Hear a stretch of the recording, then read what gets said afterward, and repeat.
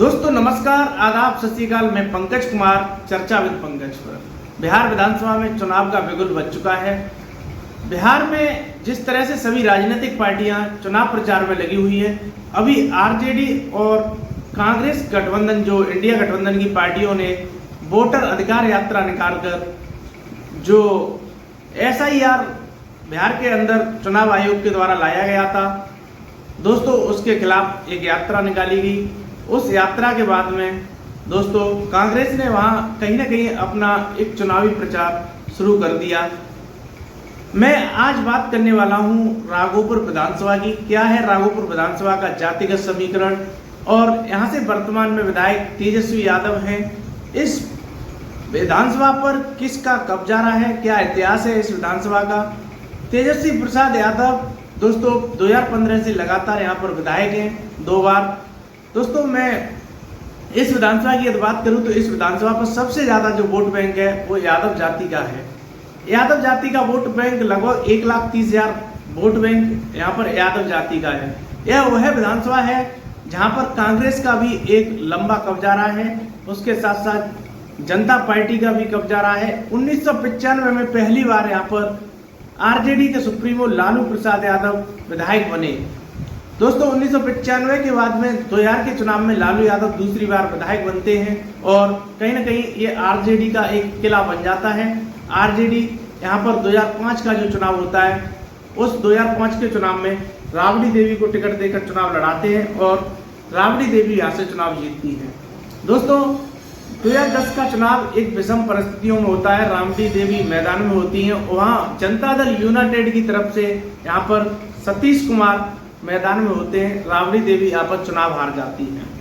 दोस्तों यहाँ पर जनता दल जो है उसका वोट बैंक कहीं ना कहीं 40,000 भूमिहार समाज के साथ साथ सुवर्ण समाज की जातियों का जो वोट बैंक है वह जनता दल को सपोर्ट करता है, जनता दल को वोट अपना देता है। वहीं आरजेडी का जो वोट बैंक है 22,000 मुस्लिम मतदाता इस विधानसभा सीट पर वोट बैंक अपना रखते हैं और कहीं ना कहीं दोस्तों दलित पिछड़े पासवान समाज का लगभग 20,000 वोट बैंक है इस विधानसभा सीट पर। दोस्तों यदि बात करें 2015 की, तो 2015 में लालू प्रसाद यादव यहाँ पर तेजस्वी यादव को चुनाव लड़ाते हैं और तेजस्वी यादव यहाँ से एक रिकॉर्ड जीत हासिल करके विधानसभा पहुंचते हैं और 2020 में भी तेजस्वी यादव यहाँ से चुनाव जीतते हैं। दोस्तों वर्तमान हालात राघोपुर विधानसभा सीट के बाढ़ग्रस्त क्षेत्र है। गंगा नदी का जो स्तर है वो गिर चुका है, मगर अभी राघोपुर विधानसभा के कुछ इलाके बाढ़ से ग्रस्त हैं। दोस्तों इस बार कहीं ना कहीं राघोपुर विधानसभा तेजस्वी यादव के लिए चुनौती मानी जा रही है।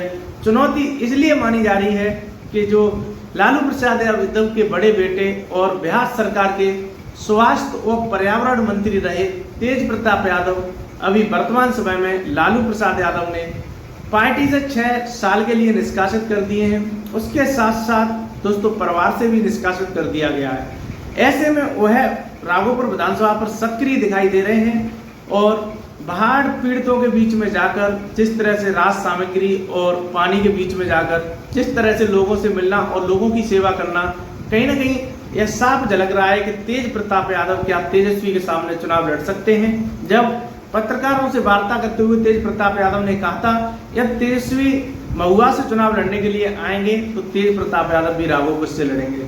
तो पत्रकारों ने जब तेज प्रताप यादव से कहा था कि 2 विधानसभा सीट से क्या आप चुनाव लड़ सकते हैं, तो क्यों नहीं तेजस्वी यादव 2 से लड़ सकते हैं तो हम भी 2 से लड़ सकते हैं। तो ये अपने आप में एक परिवार ही लालू प्रसाद यादव और तेजस्वी यादव के लिए चुनौती बना हुआ है।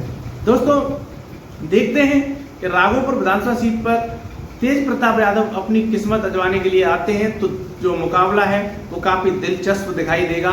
दिलचस्प इसलिए दिखाई देगा कि तेज प्रताप और तेजस्वी जब आमने सामने होंगे तो जो यादव वोट बैंक है वो भी लालू प्रसाद यादव से जुड़े हुए हैं, वही उनके बड़े बेटे हैं और वो उनके छोटे बेटे हैं। तो दोनों का जो अपने आप में महत्वपूर्ण जो है वो है वोट बैंक एक ही है। यादव समाज का 1,30,000, मुस्लिम समाज का 22,000, वहीं भूमिहार समाज जो राजपूत समाज है ऊंची जाति लगभग उसका 40,000। यहाँ पर जो निर्णायक वोट बैंक साबित होता है वो निषाद समाज और भूमिहार समाज के साथ साथ यादव समाज का जो वोट बैंक है वो है कहीं ना कहीं निर्णायक साबित होता है।